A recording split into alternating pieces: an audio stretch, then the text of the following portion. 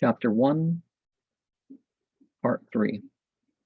Jalal's son, Sultan Velid, related to Aflaki, that his father Jalal used to frequently say, "I and all my disciples will be under the protection of the great master, my father, on the day of resurrection, and under his guidance we shall enter the divine presence.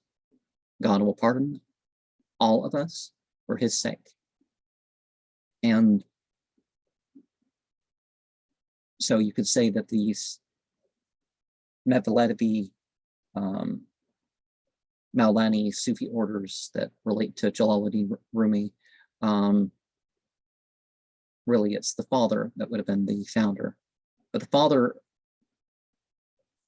as a founder in terms of like, the person they look to, it's like the Sikhs. At least the first 2 of the 10 weren't actually Sikhs, but they were just, great Muslim revivers, just like Jalaluddin and his father were trying to encourage Islam. They weren't trying to encourage a new faith or